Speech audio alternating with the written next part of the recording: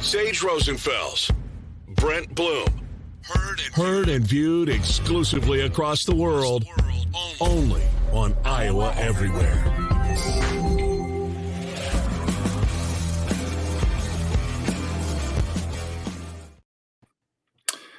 Hello, everybody. Welcome to the Rose and Blue podcast. I'm Sage Rosenfels. Brent Bloom is out today. Happy holidays to Brent, whatever he's doing today. I have on a special guest today, but before we get to him, for you, my listeners and viewers, when I started this podcast, I wanted to do it where it wasn't just sports people I met, athletes or coaches or people in the media, but actually just sort of people I met along the way. And one of those people that had a great time with them, the few times we sort of hung out back in the day, started 2002. I'll ask him how he remembers how we met. But Joe Mulvihill, longtime entertainment industry, producer, director, actor himself, creator, manager, tour manager, which is sort of how I met him. He's our special guest today, Joe Mulvihill. Welcome on the Rose and Blue podcast. Hello. Well, you called me and said, "Hey, I'm doing a podcast. I want to chop it up with you." I'm like, "Let's go, man. Let's go." Yes, 2002 is when it was. Do you know where it was? 2002. I had just met, there's a guy that sort of took me under his wing in the DC area. I was playing for Washington at the time. Yep. And he said, "Hey, we're going to be playing golf with this other guy who supposedly is this great golfer." So I'm like, "Great." So we're playing golf with this guy and we're on the range. I've met this guy 15 minutes. We're hitting some balls and he's fantastic, but he's about 55 years old. And he says, "Hey, are you interested in playing congressional?" Which just happened tomorrow morning. Did it freeze? It froze for a second. Is that me? There's no way that's me. Okay, 15 seconds. Go ahead. So 15 seconds, you meet him. Yeah, so I'm meeting this guy for about 15 minutes or whatever. So anyway, he said, "You want to play congressional tomorrow morning?" So I was like, "Sure, I'll play congressional tomorrow morning." Like, who turns that down? And he goes, "Well, we're playing with Justin Timberlake and his manager." And I was like, "Well, that's sort of cool. Count me in on that on top of it." So I come down the next day. I feel like it was like a Friday morning. We didn't have practice. It was in the off season, like in June. And we go play golf. It's right at the end of the NSYNC run for those who have aged themselves and they're in their 40s, like I am. And so we go play a round of golf. And that's what I recall. That's how I met Joe Mulvihill, probably on the driving range, is my guess. Yeah, I remember. And the thing I thought was so cool about you is not only being an athlete, and obviously you were a quarterback for DC at the time, was me and you were impressed with the little things. The T markers that had the what's the thing in DC? Oh, the Capitol. The Capitol. Yeah. The thing in DC. Yeah. The thing in DC, right? The Capitol. And me and you were like little kids going, "This is kind of cool, man." And then we talked about sports and we talked about how I started in sports with the whole interactive stuff. And we talked about you and your career. We talked about Iowa. And I'm like, "What is the hell is in Iowa?" You got offended. Well, no, hold on. You sort of knew. You got offended. And then you told me some of the cool stuff. And then the whole bike ride thing, I'm still going to eventually do. RAGBRAI. Is that what it's? I didn't even bike ride. RAGBRAI, the Register's annual Great Bike Ride across Iowa. RAGBRAI. It's not a race; it's a ride, and I do recommend you do it. If you do, I'll do at least a day with you. Usually, that's about how far I get. I've done RAGBRAI a few times. I do a day. It's actually 7 days long, I believe. I usually do 1 day, 2 nights. So it's more of a party than it is an actual, ride for me. But you dip your tires in the Missouri River, and you end up in the Mississippi River. Right. On the other side of the state. I've heard a lot about it. I heard we did talk about you guys had toured through Iowa, Des Moines, I believe. You had played somewhere and you brought up a local establishment that had sort of a funny name. I'll leave that one out of the podcast. But you and a bunch of 20-year-old boys travel around the country.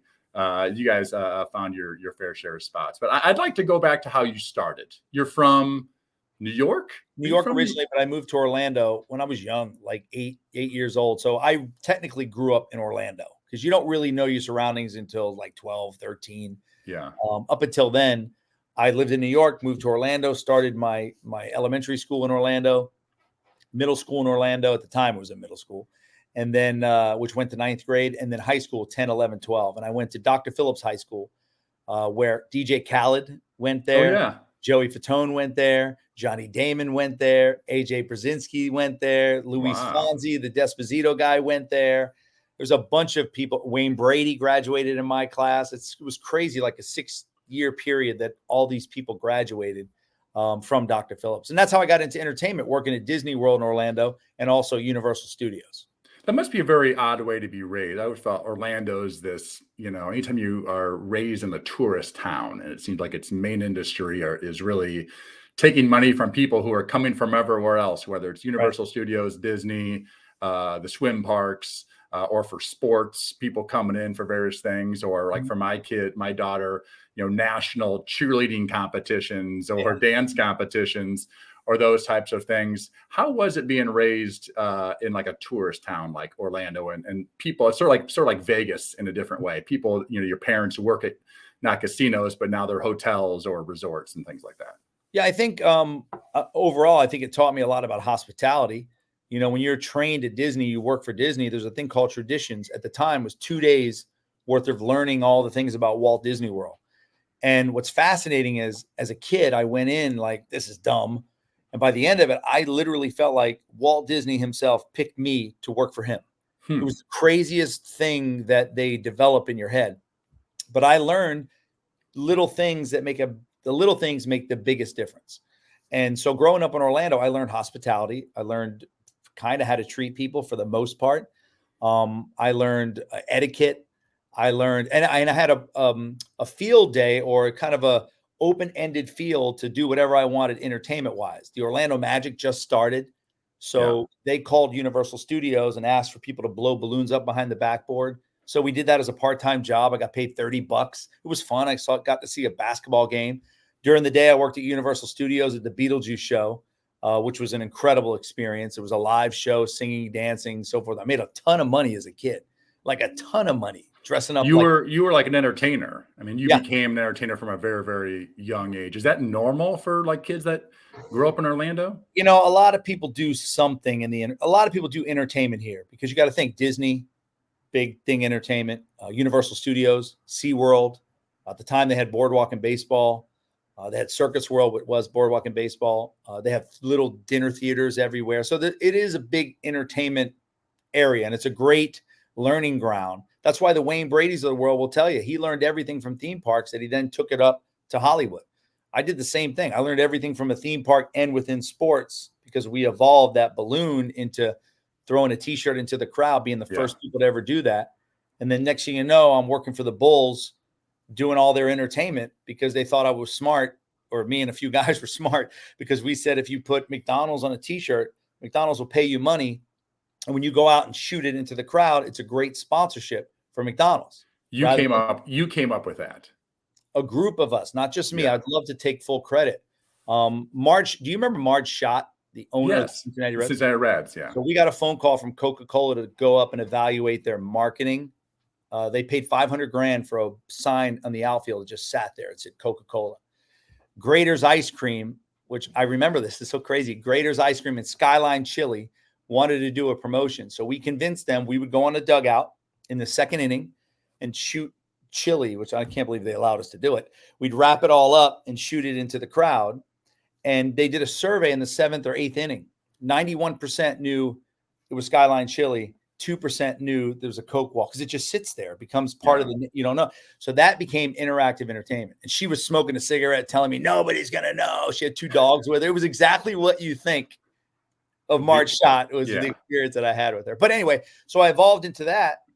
Started working for the NBA, started working for Major League Baseball, started working for hockey, started working for the NFL, all within interactive sports. And then the guys from Orlando and Disney started this group called Backstreet Boys.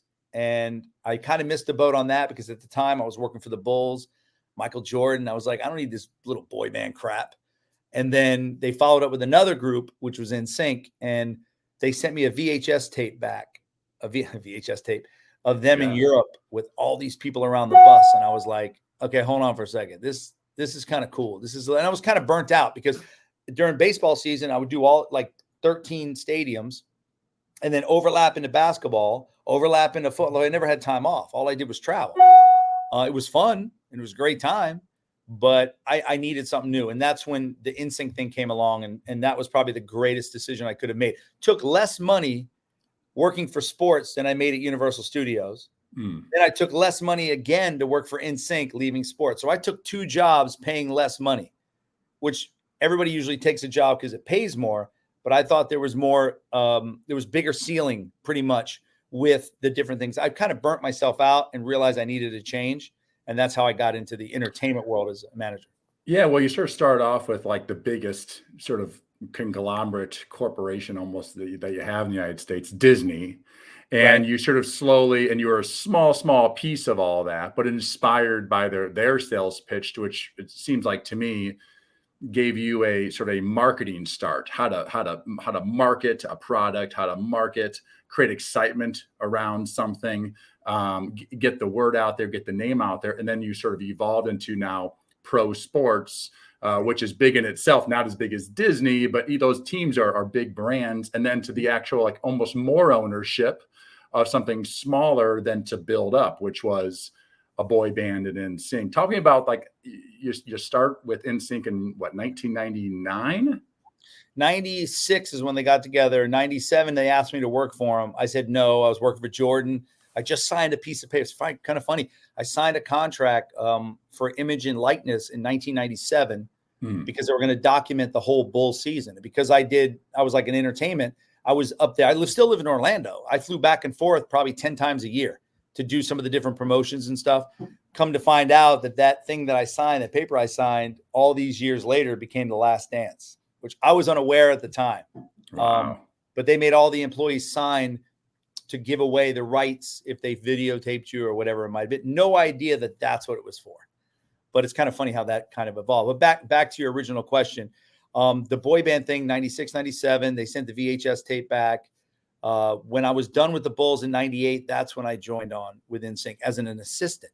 So I came from doing big stuff at Super Bowls and NFL stuff and the Pro Bowl and the World Series and the Stanley Cup. I can go on to then working as an assistant for a bunch of 14 to 21 years old, running around grabbing Chick-fil-A and stuff. But I knew that if I didn't do it, somebody else would do it. But I was also introduced to a whole new world. So I took what I learned in sports and then brought it into this entertainment circus and really found a niche with that. Now, you always loved sports, but was it hard to like leave the sports arena for sort of pop culture and a bunch of young boys singing to a bunch of teenage girls? No, what the hard part for me was I played baseball in high school. I played for Dr. Phillips High School. I was one of the top 20 in the state of Florida, left-handed pitcher. Yeah. And I got hurt. It's weird. I still remember that you're a lefty. Isn't that funny? You play golf with somebody, or you play catch with them one time, or you play basketball one time, and 20 years later, you still know how they moved and I probably remember how you swung like a baseball, basically, like a baseball bat. But anyway, continue. Yeah, no. So coming from that, where you have high school coaches coming in your living room and telling you how great you are and telling your parents while you're sitting there, it's not about his performance. It's about him as a person and this and that and all this great stuff. And you have all these options to go away from school, to school. And then you get hurt with pretty much a career-ending injury and nobody calls you back. All those people that sat and said it had nothing to do with his left-handed pitching. It had to do with him as a person and his personality. And we want him to be a part of it. All of a sudden, nobody called me back. It was the greatest lesson for me about life. And I'm glad it happened at 17, 18 years old, not when I was 23, 24, if I had a chance to play any kind of a different level past college. I think that would be a lot harder to find my way. But that's how I turned to entertainment. I was hurt, a little bit depressed, not sure what I was going to do. Back in the late 80s, they didn't know what the word depressed meant, but I felt kind of sad in a way because I thought you had a low self-esteem. That's what they said when we were growing up. Yeah, a kid that has a low self-esteem. Yeah. Right. And what I did was a buddy of mine said, you need to come with me and work at Disney. And I go, and do what? And they said, be a character. And I was like, really? So I went out, and next thing you know, I don't even know how it became. I am doing traditions at Disney, which I told about earlier. And then I started working and I loved it. I thought it's the closest thing. And for you being an athlete, you don't probably miss a lot of the prep work. You probably don't miss a lot of the other things that went on for the game. And probably you don't miss being actually on the field. But what you do miss is that camaraderie, You miss that joking with people and the family atmosphere, but family atmosphere in a way that all of you are trying to go towards a certain goal. And that's what I missed from not playing sports, but I found in entertainment. And what I found was entertainment is the exact same thing as sports, with that circus that goes road manager, accountant, production guy, this. It's the same thing traveling around entertainment as you are with a team. But that was my thing. So when you say how hard was it to be in sports, it really wasn't, because I went from sports and then it went into entertainment and then back into sports and then back into entertainment. So all teamwork one way or another. Is that maybe like one of the things Disney also taught you, is this sort of teamwork aspect of everyone working together and being a part of a greater group? Because yes, by the way, the games are the best. I'm not gonna lie to you. Being on the sidelines or in an NFL game, the relationships are, of course, really the things you remember the most, and the things that you miss when you're done. And as you said, not just the other players or the coaches or there's equipment managers, trainers, and then you have to go up occasionally to accounting or over into marketing, or you do an autograph appearance with somebody from the marketing team, and you build up. You're in the lunchroom with the same people too, so you do build up all these relationships. But probably like a singer who's on stage performing, there's nothing like the rush and the sort of the thrill of playing in an NFL game. That is like, I think players almost have post-traumatic stress from not having that, because you truly, like, you can go from being on an NFL team and the rush of all that to some other business or other industry and still have that teamwork in those relationships. But just the thrill and the rush of being an NFL game simply cannot be matched. At least for me. Yeah, no. It's organic. It's the same concept. I've done some of the biggest deals I've done that I thought I would be excited about, really were just okay. And then I would do a deal that I didn't really make a financial home run or whatever, but it was so exciting and it's so fun, because I think it's, as a human being, when you're able to do things that you once dreamt of and then you're able to do it, I think that's the organic part that you can't really duplicate. You went to games before you were a player for the most part, or a professional player, so you knew what it was like to look down on a player. So here you are as that guy, and people think, oh, it's easy, it's difficult. It's not that easy, because part of it, you can't believe it. I don't care who you are, you still can't believe that you're able to live this life. But at the same time, you feel an obligation, and you're trying to soak and enjoy the moment at the same time. And people are reaching at you and grabbing for you and asking you for tickets. And so there's so many things that go around. But I think the one common denominator is, you know, that you did something that's very rare for people, and you experienced something in life that a lot of people have never really been able to experience. That's the magic of that. That's what I feel like. Some of the stuff that I've done. I mean, I got a picture of myself right here as an 8-year-old. I'm not joking. I'm going to move my camera for a second.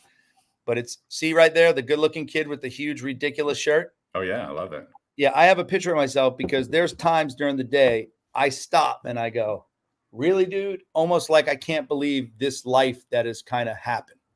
And I think that's the same feeling you might get on the field when you look around. You're like, really, dude? Kind of that kind of feeling. I think the hard part about being an athlete, and I do think the entertainment industry is similar, though you can be an actor or a singer and have a 40 or 50-year career. But most celebrities, whether it's acting or singing or dancing, whatever it might be, it's like 30 and under.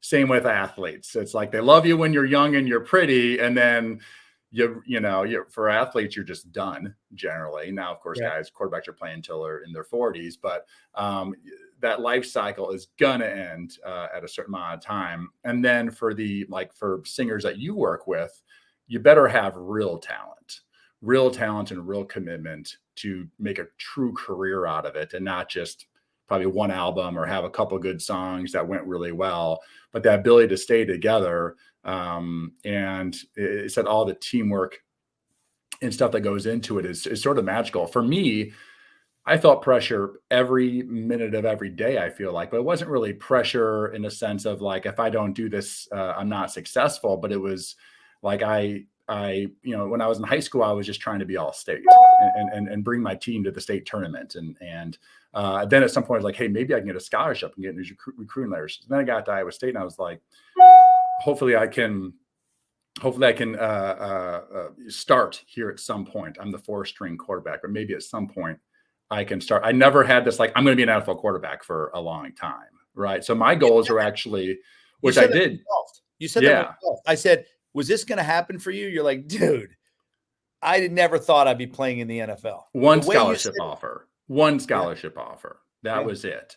So I always sort of had this interesting thing of almost like shorter goals, but then every day putting all you have into, because it took everything I had to try to lead our team to a state tournament in basketball or football. It took everything I had to maybe someday be the starting quarterback at Iowa State. It took all I had to, man, if I can just make it for 1 or 2 years in the National Football League, I might have $500,000 and I can sort of buy my first house and get a real job, because there's no way that I'm going to last for a long time. I never thought I would make a career out of it. It was sort of not looking at the long game so much, just trying to sort of survive each day. And the weight room in college is like survival. You're out running on the track or on the fields during the summertime.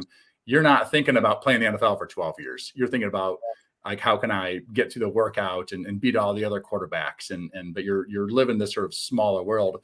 But those lessons and those challenges prepare you for when you actually are in the bigger spotlight. When I was in the NFL, that sort of thought process of just trying to get my team to the state tournament when I'm a junior in high school, that same sort of grit and that grind mentality was the same mentality I had, when I was older. And you've seen that, right? You've seen that, obviously. We'll go back to the NSYNC days. I don't want to just pass by, because I want to hear a few stories. But you saw these bands and they sort of went apart. But Justin's had this long career, and the other guys have had their various careers, right? Boys to Men, you work with, they've had a long run, a very successful run. What is that about these team dynamics that that keep groups together to be successful for the long term? You just said something about when you got to the NFL. You said all that preparation and all the little short-term goals on the way up kind of subconsciously got you prepared and ready. What you do learn at that high level of the NFL, it's just like Pop Warner, or it's just like high school. The difference is there's money involved. There's more people. There's more eyeballs. And you're also living a fantasy life of being a professional athlete. Yeah. But at its core, it's the exact same thing. And you want to soak in all the extras, because it's there's only so many really fun things you get to go to. Right. But you also know those are a complete distraction from the reality that the hard work is what got you there and what's going to keep you there. Yeah, but deeper than that, the same thing as performing at Universal Studios for some of these guys, including myself, was the same on principle as performing at Madison Square Garden with 20,000 people. Now, at Universal, there was, 150 people there. At Madison Square Garden, there's 20,000. It's completely sold out, and they're paying just to see you. So there's a little difference. But in the outline of it, it's the same. It's the exact same. Same principles of preparation. Same principles of being, doing your rehearsal. The only difference is a lot more money at stake, and it's your own brand rather than Universal Studios or Disney or, SeaWorld. So that people say to me all the time, and friends of mine from Universal, like, man, you're still the same idiot who I knew, back then. And I'm like, honestly, it's what made me successful. I don't do everything right. I make mistakes all day long, but the goal is to try to fix the mistake by the end of the day, and also realize that what we do isn't really that serious.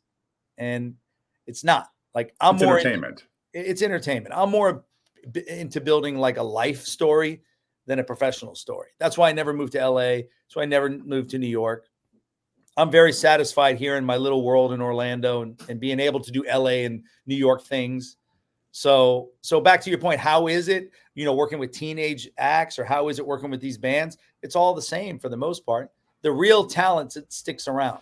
Yeah. The people who are, and from NSYNC to Justin to Boys to Men to Salt and the real talent with the right work ethic. It's not just talent, right? It's the work ethic. That's what I was going to say. They all have the same, not only work ethic, but they don't try to chase anything.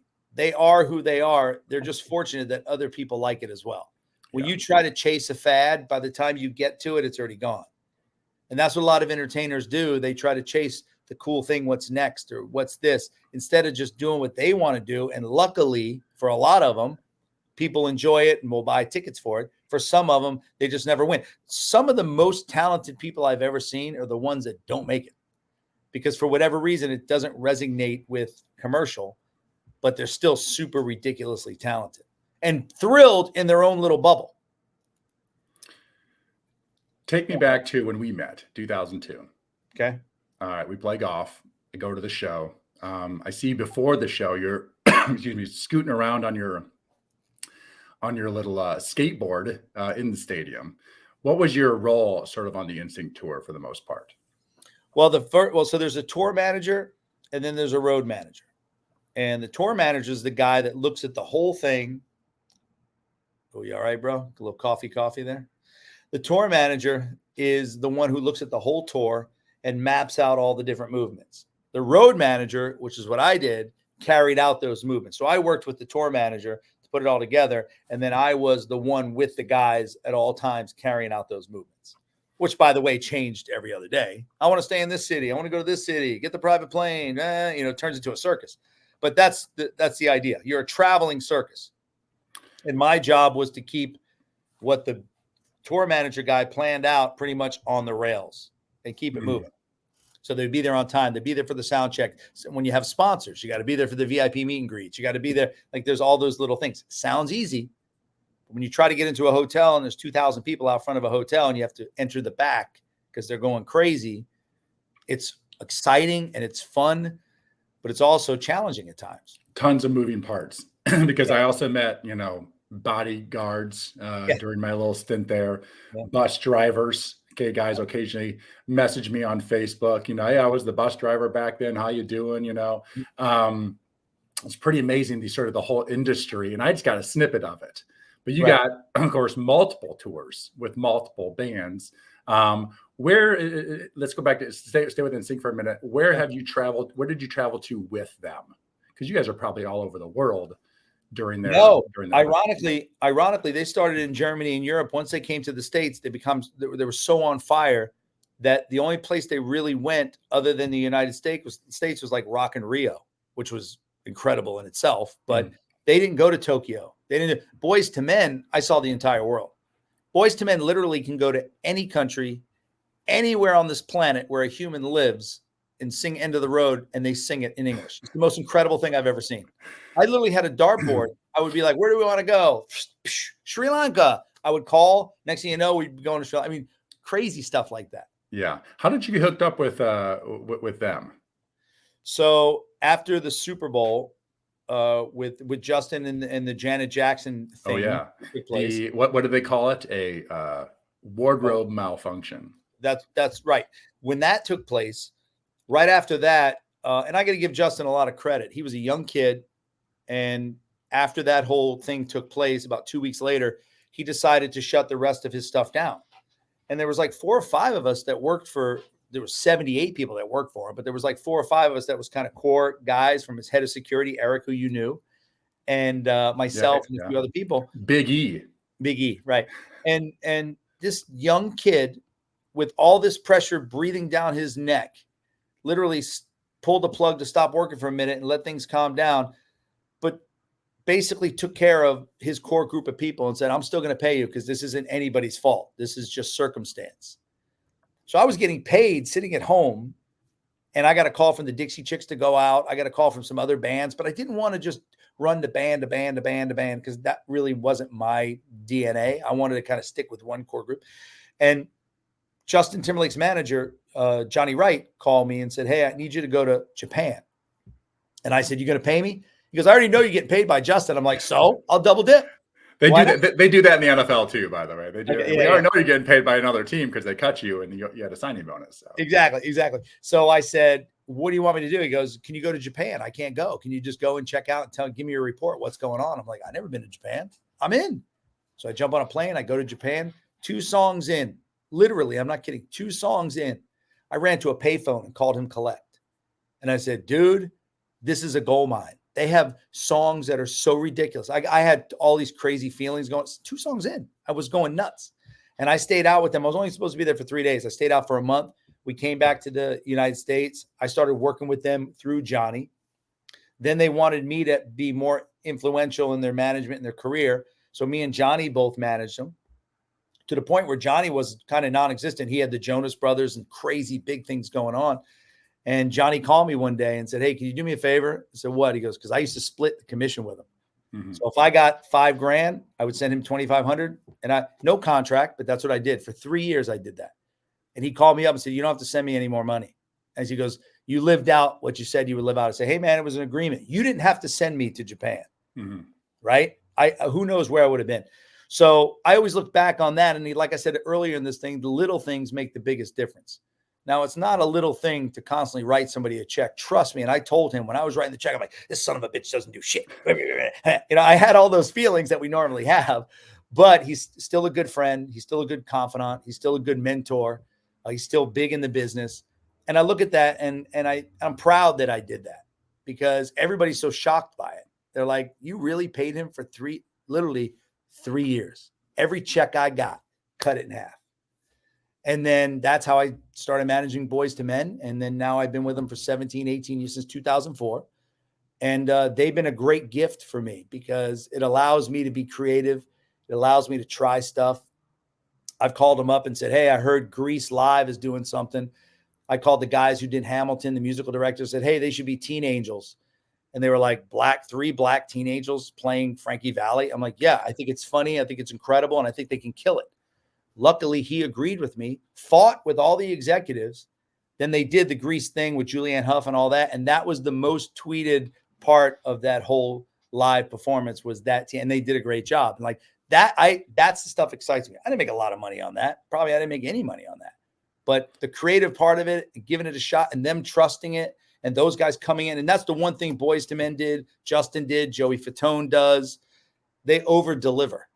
So I'll tell you, "Hey, by the way, Sage, this is what they're going to do here. And then you go, "Okay." And they show up and not only they do what I told you, they exceed. And then you call me up and like, "Dude, that was better than I ever thought." That's really the ingredient that I work with guys that get it. They understand. Yeah, they get a little nuts and they get a little rock starish at times, but that's just the pressure of the business. But as far as a core, as a human being, they're solid people. And that's why it's easier to be successful when you kind of stay consistent. Do you think that some of your secret sauce is not just the management, but the creativity to connect dots and get the people that you're representing, whether it's into a commercial or at a show or involved in something else that's maybe unrelated, and sort of bringing those things together through all your various connections and experiences? I think I'm not scared to have a conversation. And I've had conversations with the talent and said, "I'm not really 100% sure, but let's just exercise this. Let's just walk through this exercise." And I start explaining what I think if we do this, do that. And then they add to it and add to it. And the original conversation that I wasn't scared to have evolved into a Super Bowl halftime show, evolved into this, evolved into, the Grammys with Kobe Bryant passing away. Tragic day. It was terrible that day. Alicia Keys didn't know what to do. They were looking who was in the building. We were working with Tyler, the Creator. I got a phone call saying, would the guys do anything to tribute? Now, Wanye, Nate, and Sean all knew Kobe from Philadelphia when he was a kid because that's where he came from. So it was a very odd day for all of us, but it was that willingness to be open and having conversations resulted into them doing the performance with Alicia Keys. By the way, that wasn't a professional thing. That was a personal thing. Mm-hmm. Like, that's the one thing about the Kobe passing that I think everybody, whether you're a basketball fan or not, I think what you learned in that is super successful guy, had everything in the world, yet something like that could happen to him. And if it could happen to him, it could happen to you. And I think that's the most resonated thing, why so many people felt that one. That was a big feel for everybody. I think it was also, I think for me, it was, I wasn't a Lakers fan. I grew up a Bulls fan. Jordan was my guy, right? So right at Kobe, I remember talking to my brother, who was early on a Kobe Bryant fan, and saying, "Yeah, I don't really like this Kobe guy. Seems sort of selfish. Seems sort of like sort of too big for his britches right off the bat. I'm a Midwesterner. We're old fashioned here. He just doesn't seem real and authentic to me." That was actually the conversation. It just doesn't seem real and authentic. And my brother was like, how could he be real and authentic? His dad was an NBA player. He grew up in Italy. He's been a star since he was 14 years old. He plays for the Los Angeles Lakers, the most fake place in the world, basically. Yeah. How can he, what you're looking for and he's 19 years old. So, give the kid some time. And what I loved about Kobe is obviously he had his career and how we all know about his work ethic and his dedication to his sport. But when he was done, and I'm older than him, and so there's this thing where your career ends and now what? And it seemed like to me when he was done playing basketball was truly when it felt like to me his life was going to begin. That's what it felt like to me. Yeah. His more time with his kids, more time doing charity things. I mean, he just dove right into it. And a lot of players just sort of go away, or they take a year or two off, and then I'll get into something. And he was just right away. And I sort of liked him more and more, actually, almost after he was done, as a Lakers fan and all those things. So, such a tragic day. You've been around this crazy entertainment industry. What other tragedies have you had to sort of deal with? In that time with again, you're dealing with some young kids, and you're dealing with people who are much older. Atlantic City, on one of the Justin runs, one of the trust collapsed. I was in the building. It was 2:00 in the afternoon. Justin wasn't there yet. They were just setting the stage, what they call roll the stage, where they put the stage underneath everything and they plug everything in. That's an elementary way to put it. Yeah. But that's what was going on. And one of the metal risers snapped and came crashing down. I thought it was a joke. I was inside and the whole building kind of rumbled. And then you hear on the radio, and it wasn't what you heard on the radio, it was the tone of the voice from some of the employees yelling, call 911, call 911. And I thought maybe there was an explosion. After 9/11, that whole thing made you think differently when you heard a loud noise or you saw something that looked suspicious. And that was a rough day. Nobody got really hurt too bad. One guy broke his leg, I think, and a lot of people got cut. But luckily, everybody got away fairly safely. But that was a rough one because I remember the sound, but more importantly, I remember the radio. I remember one gentleman saying 911 was the way he said it. Yeah. The tone of his voice that he said it was so freaky to me.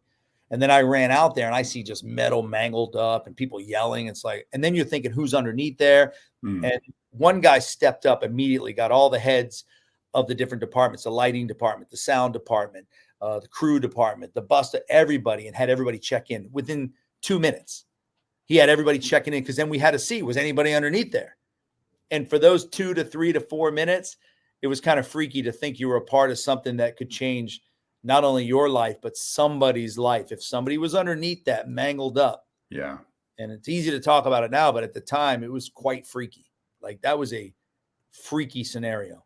Obviously 9/11, we had a gig in Turks and Caicos on September 10th. September 9th, we performed it with Michael Jackson in New York for a charity event, flew to Turks and Caicos, and then flew out the night of September 10th. Some people didn't fly out of Turks and Caicos. They stayed. They were stuck for 3 weeks. Now, some people go, it's not a bad place to be stuck.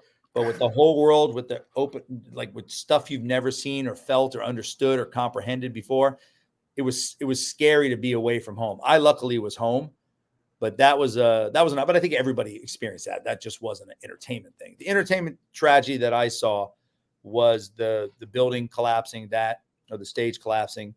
You see some other things that go on, some bomb threats. Luckily, nothing happened. But you also just see the entertainer themselves sometimes self-destructing. Totally. And almost being tragedies, right? There's a million stories about, the one-hit wonders that they got famous off of one song or whatever. They get into drugs, they get into the wrong crowd, and it comes crumbling down fast. Yeah, but you said something earlier. You said something earlier that when you were on the field, you can never duplicate that. So when you say a one-hit wonder, anybody who I know that had any kind of success in anything entertainment or anything in sports, I applaud. Yeah. what's wrong with somebody who had a big hit record that everybody loves their song? Listen, I had like 2 good games in my whole career, so Oh, stop it. Stop it. You had 3. I You had had my 3. fair share. Yeah, I had 3 hit wonder, 3 hit wonder. No, Well, but my point is people are strict on that. Or they make fun, oh, he was only a one-hit Yeah. wonder. What's wrong with that? Like, you know how hard it is to do what that person did or even make professionally, and not let alone. And I don't know if your audience knows this, but in the NFL, the running joke is you want to hang on till you get to your pension. If you can hang on to get a pension, what's pension? 4.5 or 5 years? It's 3.5 years, which really is 4 years. But the average not life expectancy, but the lifespan of a career is 3 years. So they make that just above the average because then of course, they want to pay anybody. You have had, of course, this long wild career. You've seen a lot of things. We're not going to go into all the behind the scenes things that you've seen, but obviously you've led a very different lifestyle than your average person. Right. How has it been raising 3 daughters? It's been fun. Like I'm just thrilled that I've never had that. I wish I had a son feeling. Never had it. I did after I had 2 kids, my 3rd kid, I was hoping for a boy. When it didn't happen, I was like, okay. And then I was done. Then I wouldn't even hug my wife. It's like, get away from me. I didn't want to have another kid. I was like petrified to have another girl, have 4 girls.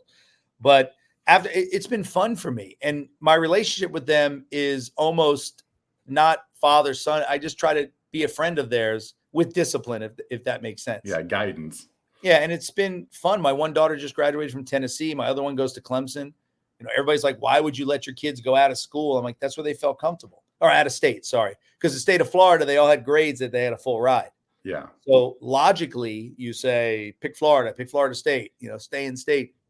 But they felt the most comfortable in the 2 cities that and I did the whole tour with them. I went around. I loved the experience of that. To me, that was fun. I will tell you, I was a little bit more protective at concerts with my kids, just because the bad stuff is what you remember. So you become a little bit more maybe over-analyze little stuff here and there. Yeah. But overall, I've been quite happy with, I call them invoice 1, 2, and 3, because everything costs money that they touch. And especially now that they're older, it's kind of, my daughter came to the Kentucky Derby with me last year. That was a fun experience. My dad went everywhere with me. He just passed away this year, but he went everywhere. All the cool sports stuff I did, the World Series, the Super Bowl, the Kentucky Derby, all that stuff. My dad was my guy because I didn't have a son to share that with, and almost felt reverse that this was my dude. So we're going to go everywhere. And now my daughter's 21, 19. They're starting to be able to experience some of the stuff. They went to the Grammys with me. They've been to the Country Music Awards with me, and they've been able to see some of the stuff. And I want them to see it because I want them to know when dad's not there, he's out working. It's not just fun. It looks like fun and games. I know it, but it's not. And now that you can come out and experience some of the more positive benefits of this crazy life, I love that they get to experience that. At Disney, we get tour guides where we don't wait in line, but there's sometimes I go out to Disney purposely with them and we wait in line because I knew what it was like. I still know what it's like. I still think it's ridiculous that some of these perks come along, but I still do some of the grimy crap, I guess, as I want to say, as I used to do, because it not only keeps you humble, but I think it also teaches them that, life could be a lot of fun and a lot of great perks. I heard somebody say, never spoil your kids too much, because if you spoil your kids too much, you want to spoil your grandkids, not your kids. Because if you spoil your kids, you're going to end up taking care of your grandkids. And it was a pretty powerful statement that I always remember. Now, of course, our kids, your kids, my kids, everybody's kids spoil. Let's be honest. Because as a parent, we do. I was just talking about this yesterday. My daughter flew to New York this past weekend. My aunt is an acting coach in New York. Okay. I get her tickets to the Rangers game. I don't know, 10 rows up from the ice, because I got a buddy who used to play for the Rangers and now he works for the Rangers. My aunt gets her tickets to Hamilton, 5th row. The next night they go to SNL. And my aunt's friends with Colin Jost. And so now they're chatting with Colin Jost. All right. Then the next night they went to another play, sat right in the front. It's like you spoil them. They get all these benefits, right? But you also, and I was talking to my buddy, the former Ranger, we worked for that.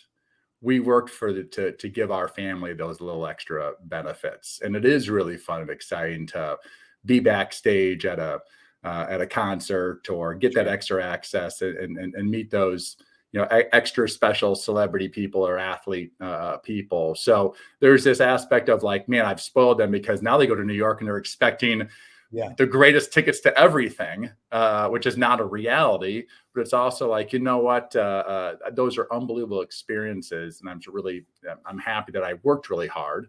Sure. And either create those connections or just financially can afford to get them really good seats. Cause that's what I want to do. I want to do those fun things too. So if I want to do them, how old is she? 18. She's a freshman in college. Okay. So I think that's a great age to share some of that.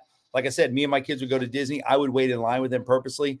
I just went to senior day in Tennessee. I purposely got crappy seats and I wanted to sit with them in the upper bowl. I wanted to do, and they were looking like, really, Dad, you're going to get it. And I'm like, no, man, this is what it's like. I used to go to Magic games and sit in the last row. I couldn't afford anything. I used to, like, to me, all those things are, I think it's fun. Like when I went to the Super Bowl for years, I sat in the sponsorship section. It was boring. A bunch of stiffs, the 45-yard line. This is true. This is true. The most overrated. I want to go with the guy who got popcorn and pretzels and mustard and shit on his face. That's my guy. Like it is true. The most overrated place to be in any stadium is in the box. Yes. It is. They're never. Well, there's. I should say that. There's some things. It was pretty nice. There's some things that are nice about it, but sometimes the nicer the box, the stuffier the clientele. So they're not always that interesting to talk to. And yes, the people that are sitting in the end zone.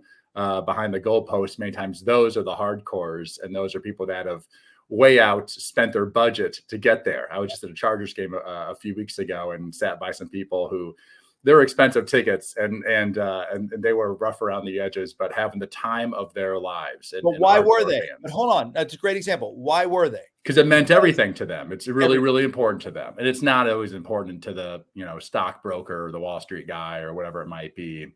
In the box, it's a tax write-off, and they have to bring clients to it, right? So, I want to be with the person who's not only saved but worked, but is appreciating that moment. Because then you find yourself in that moment with them, and you start doing stuff that you haven't done in years. Like I'm doing a beer bong with some guy I don't even know, and I would have never done that if I was sitting up with the executives. So I don't know. There's a plus and a minus to all the perks. Trust me, I'm not saying I don't want them. Yes, you're right. We do want them, and I think we have worked hard enough. And 30 years later. I think we've built enough credibility to have some of these things, but it is fun for me. And you asked earlier, how do you keep 3 daughters in line? I don't know if I keep them in line, but I try to still do things that I did when I was a kid that I still dreamt of doing later on, rather than always getting handout and hand this seat, that seat, backstage passes, and and I'll do it myself. I literally will go and suffer myself to prove to them a point. That this is real life. This other stuff is not real life. It's a part of the life, but it's not the complete life. Last question. Yeah. What's next for you? What's next for Joe Mulvihill?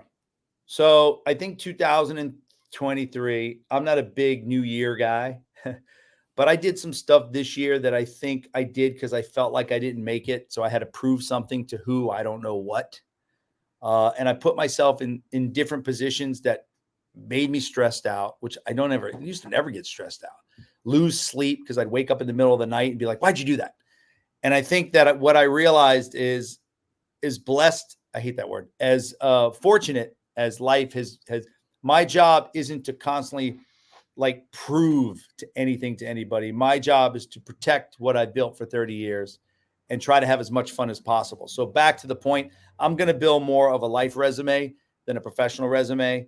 Once a month, I'm going to take some stupid class, whether it's cooking class, don't laugh at me, painting or something, because I want to do these different experiences that I think after a year of doing 12 of them, if I do once a month, and I did that for 10 years, that's 120 unique, small little experiences that I would have never done. And when I think about that, I kind of get excited because all the dumb shit that I've done that ends up being the best stuff.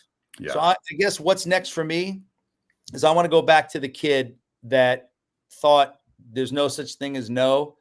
And why can't I? And let's just have some fun and enjoy it with people who I genuinely care about. And that's what I want to do more than anything. I don't want to do another deal. I don't want to do another Zoom call. I want to do fun stuff for me and the people who I care about. Like I would do a bike ride with you. And I wouldn't just say that. Like I would do the the bike party, whatever it was. Ragbri. Right. I would do that like because that's going to be part of my mission. And if that happens to fall on one of the months, maybe I'll go up there and do it for 2 days just to experience that. I think for me, I'm 44. You sort of feel like you're on the second half of my life, and I do feel like now that I have two kids in college and one in middle school, but I do feel like I'm at this point, and it sounds like you're in the same spot where I want to now learn even more things, and it's like I have more time. I was driving kids all over the place, and of course, in the middle of my career, which takes up so much of your time, focus, and energy. And now I feel like, man, I want to learn, just like you said, learn how to cook more, learn how to do this more, travel to more places, check out new businesses for investments, do things that are different than all I've done before. And I feel like the second half is going to be even better than the first half is. And deeper than that, for anybody watching, if you have like 2 followers or 5 followers, I'm just kidding. The point is the stuff I just spoke about doesn't cost money. Because that's the first thing people will say. Oh, yeah, well, you can afford to go do this and do that. No, a cooking class is $10. A painting class is $15. Anybody can kind of do that once a month. You can do it. You just can. So I want to go to a museum that's free. Just walk around. I've never done that. Like little things like that is what I mean by experiences. And I think that with all that, I'll become not only a better, maybe human, but I think I'll be more diverse. And it will spill over into other aspects of my life on stuff that, you probably met your girlfriend where you didn't go out saying, I'm going to meet my girlfriend tonight. You met her on some weird little fluke. The best things that happen in your life were not planned. You just put yourself in some sort of a position and they happen. I go back to all the cool stuff I've ever done. Didn't happen because I planned it out. The only thing I planned on doing was being in the moment, kind of being around, and good things kind of happen. I want to do more of that. I don't want to like prove a point to anybody. I want to make a difference. I want to learn from people who I don't agree with. Like, I'm really intrigued with that part of it. And it's not just Instagram slogans I'm giving you. I'm like really going to plan this out for me. What I find interesting for me is I feel like seeds planted long ago in various ways, whether it's work or relationships, don't rarely actually sort of come back and give me shade later. But sometimes they do. And out of nowhere, I get a phone call from somebody I haven't talked to in 10 years or 15 years, but we had a short conversation a long time ago. They want to do some business or do this or do that. It's amazing. I think when you get to our age, that sort of second half is you start getting some of the returns on all that work in those relationships that you put your sort of heart and soul into over the course of the last 20 or 30 years. Well, for those of you who aren't an athlete or in the entertainment business, a singer, dancer, whatever it is, when you watch an athlete such as yourself, they only saw you for the 2.5 hours on the field. They didn't see the other 22.5 hours. Did I do the math wrong? 21.5 hours. So those other 21.5 hours, there's a lot of stuff that goes in to make up for that when the spotlight is on. People say LeBron James, you only know LeBron James for that 3-hour period during a basketball game. The other 21 hours, all that is prep for that. So when you say all the years, that was all prep for some of the shade that's coming now. Winning in the dark. They call that winning in the dark now, which is all the time you're putting in when no one's watching. That is actually where you win a game or where you win a deal or whatever it might be. And but most of us just go, oh, you play a sport. That's it. How hard can it be? You got to go out there a couple hours a week, and that's it. And we all know that's only a small part of it. Well, Joe, I appreciate. Do you really? Everybody says I do. Appreciate. I do. Well, one thing is I appreciate your time, but two, I really just wanted to catch up with you and see how it was going. I was on Facebook the other day. If you find Joe Mulvihill on Facebook and he befriends you, just about every year he does this first day of school thing with his daughters where they walk out of the front door. He has a script. I assume it's a script pre-planned. He calls them invoice 1, invoice 2, invoice 3. You do that all totally off I have an idea. So here's what happened. So my kid, this is the great example of energy. So the day before my kid goes to kindergarten class, she's all upset. She's crying. And I'm thinking to myself, how does a 5-year-old get emotional? Well, then I look at her mom and her mom's emotional. And I'm like, really? So my kid is learning that tomorrow going to school is not a good thing because you're crying, not the 5-year-old. So I said to her name is Tripoli. I said, hey, Trip, tomorrow, you get announced before you go to school. She was like, huh? I said, yeah, you get announced before you go to school. And she's like, okay, kind of whatever. That morning, she woke me up. Said, Dad, do I get announced today? And I'm like, well, yeah. And so I got up, I went by the door and I said, ladies and gentlemen, going to school for the first time, Triple A Mulvilhill, bah, bah, bah, bah. And she walks out like all proud and she goes to school. I didn't think nothing of it. The next year, Dad, do I get introduced again today? I'm like, well, yeah, you do. I introduce her again. Well, then what happens is I have a second kid they introduce. And then I start get boring with just, hey, going to school. Bah. So I start throwing in, she got a gap in her teeth like Michael Strahan. She needs braces.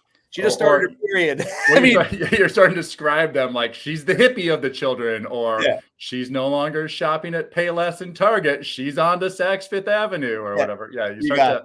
But as someone who doesn't know your kids, you start to actually get to know them just a little bit. But the best is the reaction. The older they get, they're embarrassed, but you can tell they love it. That's what to me is the coolest thing. Like they want to be embarrassed and they want to put their hand in the camera, but really they actually love the fact that you have all this excitement at 6:30 in the morning. The sun's just coming up. Your voice is raspy, but you get that energy. And you've always had that energy. Obviously, learned from a young age in the entertainment industry. But every time I've ever talked to you, you had great energy, positive energy. And I really do. I do appreciate you coming on. Thank you. If I come to Orlando for an event or a bowl game or something, or go to Disney, I will.